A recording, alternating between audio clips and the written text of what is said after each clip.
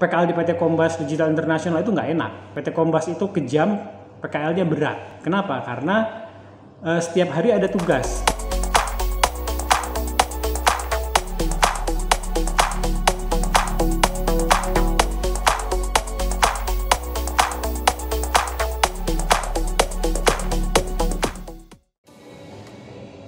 Udah mulai ya? Oke, selamat sore teman-teman. Assalamualaikum warahmatullahi wabarakatuh. Salam sejahtera untuk kita semua. Ketemu lagi sama saya, Om Tri. Seperti biasa, kita akan cerita-cerita soal dunia per-SMK-an. Nah, sore ini kita akan sedikit sharing-sharing soal topiknya adalah pentingnya melakukan asesmen minat dan bakat. Loh, Om Tri, emang penting ya? Oh, penting banget. Kenapa? Karena kita tahu bahwa semua orang, termasuk kita, itu pasti punya kelebihan dan kekurangan. Jadi nggak ada Superman atau Superwoman yang memang bener-bener pintar, bener-bener ahli di semua bidang. Nggak mungkin ada. Gitu. Nah, guru saya selalu mengingatkan bahwa kita itu harus kuat di kekuatan. Jadi kita akan fokus ke kekuatan kita, gitu. Jadi kalau kita fokus ke kelemahan kita itu malah ribet. Gitu. Kenapa? Karena sekeras apapun kita berusaha, kalau misalnya itu memang bukan kekuatan kita, itu percuma. Gitu. Jadi misalnya nih, saya sudah berusaha sampai 150% sampai 200%, tapi kalau itu bukan kekuatan saya, hasilnya nggak akan maksimal. Beda sama kalau misalnya saya mengerjakan sesuatu yang memang betul-betul passion saya, kekuatan saya, itu dengan energi 70-80% aja hasilnya bisa 100%. Gitu, bedanya di situ. Dan yang kedua lebih enjoy. Gitu. Nah, pemetaan asesmen minat dan bakat ini juga penting ketika teman-teman menerima anak SMK. Gitu. Jadi ini perlu untuk melihat talentanya. Nah, jadi kita ada dua kata. Yang pertama adalah minat, yang kedua adalah bakat. Nah, ini dua hal yang berbeda. Ini yang mungkin perlu teman-teman pahami. Minat itu, bahasa Inggrisnya adalah passion, itu kesukaan kita, hobi kita. Nah, semakin besar minatnya, itu semakin kepo kita untuk belajar. Misalnya nih, saya minatnya main game, ya udah. Kalau saya main game meskipun susah mainnya, jadi pas naik level atau ketemu bosnya, rajanya itu susah, pasti saya akan kepo cari cara supaya saya bisa naik level. Itu namanya minat alias passion. Yang kedua, kita kenal yang namanya bakat. Nah, bakat ini kalau bahasa Inggrisnya namanya talent. Ini kemampuan bawaannya seseorang. Jadi semakin besar bakatnya dia, itu semakin mudah dia belajar. Jadi kayak misalnya Lionel Messi. Lionel Messi itu bakatnya memang main bola. Gitu. Jadi talentnya dia di bola. Jadi dia belajar 1-2 jurus itu sudah jago banget. Beda sama saya nggak punya talent di main bola, meskipun saya berusaha. Porsi latihannya sama kayak Lionel Messi, itu hasilnya nggak akan sama dengan Lionel Messi. Gitu ya, jadi ada yang namanya minat, itu passion, itu rasa suka seseorang terhadap sesuatu hal. Ada juga yang namanya bakat atau talent, itu kemampuan bawaan seseorang. Gitu. Nah, dalam ilmu digital marketing itu juga ini kepake banget. Kenapa? Karena ilmu digital marketing itu sangat luas. Kita nggak mungkin bisa mempelajari semua hal,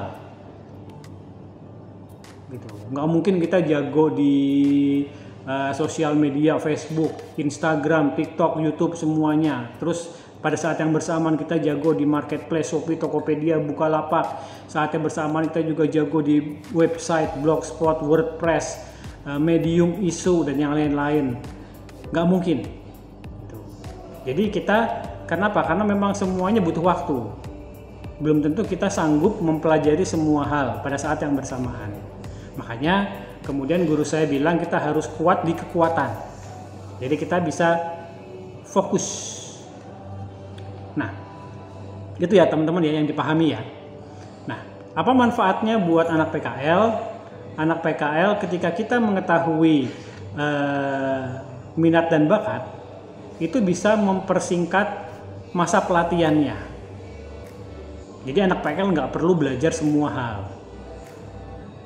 Gitu. Kelamaan waktunya, belajar terus, kapan prakteknya.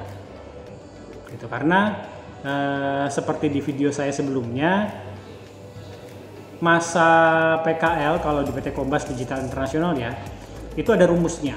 Jadi rumusnya itu 30-70. 30% masa pelatihan, 70% itu masa produktif.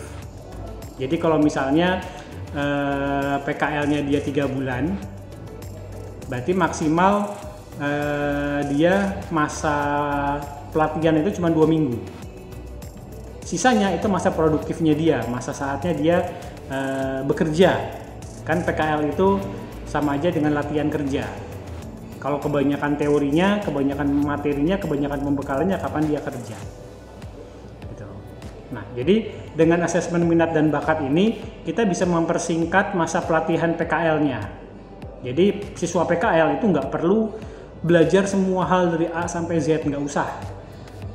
Tapi kita bisa langsung ngajarin mereka ke hal yang memang dia sukai. Jadi ketika masa pelatihannya pendek, otomatis masa produktifnya itu panjang. Semakin panjang masa produktif berarti semakin panjang juga masa kerjanya anak-anak. Anak-anak bisa merasakan dunia industri itu lebih seru. Kalau misalnya cuma sekedar pelatihan saja, apa bedanya dengan sekolah gitu kan? Jadi nggak ada bedanya nanti PKL sama sekolah. Nah, manfaat lainnya kalau dari sisi siswa akan lebih produktif di masa PKL karena memang dia betul-betul fokus ke job desk yang sesuai dengan passionnya. Kenapa? Karena di PKL itu kan mereka belajar caranya kerja ya. Gitu berarti aktivitas mereka sama seperti aktivitas staf profesional yang lainnya. Jadi kalau di PT Kombas Digital International, anak PKL juga dapat tugas yang kurang lebih hampir sama seperti staf profesionalnya PT Kombas. Setiap hari ada tugas, setiap hari ada deadline, setiap hari ada output yang harus dikerjakan. Nah, pressure-nya kan gede, namanya juga orang kerja. Jadi saya bilang ke anak PKL bahwa PKL di PT Kombas Digital International itu nggak enak. PT Kombas itu kejam, PKL-nya berat. Kenapa? Karena setiap hari ada tugas, setiap hari ada deadline, setiap hari ada output yang harus dikerjakan oleh anak-anak. Namanya juga kerja ya kayak gitu, dunia kerja kan kejam, nggak enak. Nah, anak-anak SMK dilatih mengenal itu. Begitu. Nah, kalau anak-anak mengerjakan pekerjaan yang tidak mereka sukai, itu nanti anak-anak nggak betah. Atau kalaupun mereka kerjakan itu hasilnya seadanya, jadi nggak produktif. Beda kalau misalnya kita kasih tugas ke anak-anak sesuai dengan passionnya mereka, itu anak-anak akan seneng. Ya nggak, misalnya nih ada anak-anak yang dia tipenya tipe halu. Tipe halu tahu kan? Tipe halu itu anak-anak yang suka ngelamun, suka berhayal. Itu saya malah suka dengan anak-anak PKL yang seperti itu. Kenapa? Karena anak-anak yang tipe halu, suka ngelamun, suka berhayal, itu sebenarnya dia imajinasinya liar. Nah, anak-anak dengan imajinasi liar itu memang kemudian paling cocok untuk ditempatkan di konten kreator. Jadi tugas mereka adalah bikin foto, bikin video kayak gitu. Karena itu mereka adalah anak-anak kreatif sebetulnya. Idenya luar biasa, out of the box, yang nggak kepikiran sama saya. Itu mereka kalau misalnya di anak-anak kreatif yang punya ide liar itu disuruh bikin foto, disuruh bikin video, itu hasilnya keren-keren. Itu contohnya. Terus yang kedua apalagi ya? Oh, misalnya nih ada anak-anak yang seneng banget curhat, cerewet. Itu juga saya juga seneng sama anak-anak yang seperti itu. Kenapa? Karena anak-anak seperti itu berarti sebetulnya mereka communication skill-nya bagus. Nah, anak dengan communication skill yang bagus itu mereka diarahkannya itu jadi customer service, atau misalnya masuk ke sosial media yang memang mereka bisa interaksi dengan banyak orang. Itu kalau misalnya anak yang tipe tadi ya, tipe-tipe cerewet itu ya, yang senangannya ngomong terus berisik banget, itu mereka disuruh setiap hari bikin artikel buat website, itu mati kutu mereka. Pasti bosen, pasti nggak akan kuat. Gitu. Anak-anak yang senang tiktokan ya saya suruh tiktokan. Kamu senang tiktokan, bagus, keren. Ini saya ajarin caranya gimana tiktok aja jadi duit. Saya challenge kalian, kamu sehari senangnya bisa bikin berapa video TikTok? Oh, saya bisa bikinnya 3 video TikTok Pak Om Tri. Ya udah, berarti sekarang di PKL kamu harus sehari bikin 20 video TikTok. Nah, itu kan mereka malah tertantang, malah challenge. Sebaiknya ada lagi teman-teman yang betah berlama-lama di depan komputer, mereka senang nulis, itu saya arahkan justru jadi ke divisi website, diarahin sekalian bikin artikel SEO yang bagus kayak gimana gitu. Jadi kita arahkan anak-anak sesuai dengan minat bakatnya, sesuai dengan passionnya. Nah, kalau mereka sudah nemu passionnya, itu masa PKL 3-6 bulan itu nggak akan kerasa. Setiap hari dikasih tugas, dikasih deadline, dikasih outputnya harus disetorkan, itu mereka nggak akan bosan, mereka enjoy aja, asik aja. Kayak misalnya orang hobinya main game, malah disuruh game-giman, itu kan malah senang dia. Orang yang senangnya ya setiap hari, yang dia hobinya senang curhat, senang ngobrol, senang cerita, ya sudah, saya suruh dia curhat, ngobrol dan cerita. Gitu. Konteksnya adalah kalau misalnya di sosial media ya, berarti nanti dia disuruh bikin caption. Gitu. Yang senang tampil ya sudah, dia suruh live. Gitu. Kan keren. Nah, paham ya? Nah, terus muncul pertanyaan, Om Tri, asesmennya gimana? Ya, kalau misalnya PT Kompas Digital Internasional, kami sudah punya tools untuk asesmennya. Jadi memang kami sudah bikin tools asesmen sendiri sesuai dengan minat bakat. Jadi kita bisa tahu minat bakat seseorang berdasarkan dalam konteks digital marketing ya. Itu kita bisa pakai. Nah, kalau buat teman-teman yang belum punya, kita bisa pakai tools yang gratisan aja. Gitu, yang cocok dengan kita. Nah, macam-macam. Jadi kita bisa ngasih pertanyaan-pertanyaan nih ke siswa PKL. Misalnya nih, kasih pertanyaan yang sederhana aja. Jadi kita coba mapping, coba memahami siswa PKL. Misalnya kita tanya, kamu pernah jualan online nggak? Kalau pernah jualan online, produknya apa? Kamu punya akun sosmed nggak? Boleh dong lihat akun sosmednya. Dari situ kan kelihatan tuh, di akun sosmednya kelihatan dia karakternya seperti apa. Atau misalnya kamu suka bikin video, coba dong boleh lihat dong videonya. Gitu. Kamu suka bikin desain, coba dong lihat desainnya. Gitu. Atau misalnya kamu betah nggak lama-lama di depan komputer.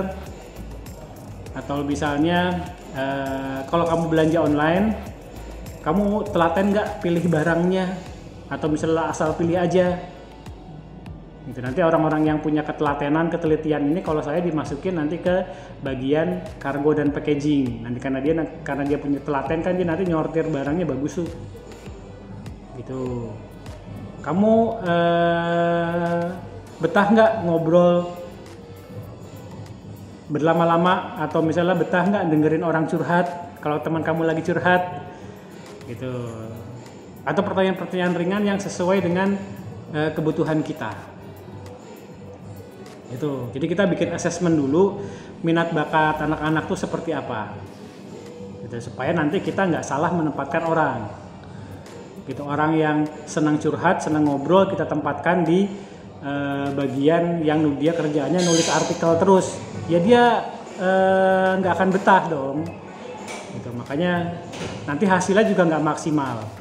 Makanya kemudian gunakan asesmen minat dan bakat ini untuk kita bisa mengetahui potensinya siswa PKL. Jadi nanti kita bisa ngepasin nih potensinya anak-anak sama kebutuhan kita sebagai dunia industri itu apa gitu. Nah nanti setelah hasil asesmennya keluar, baru kita bisa tempatkan nih teman-teman itu di bidang sesuai dengan kebutuhan perusahaan, juga minat bakat siswa. Nanti kita bisa bagi-bagi nih, oh ada yang ditempatkan di divisi publishing, itu yang misalnya bikin akun upload, ada yang ditempatkan di divisi media dan desain, itu yang konten kreator tadi ya, atau misalnya dia masuk ke divisi customer service, atau dia yang masuk ke divisi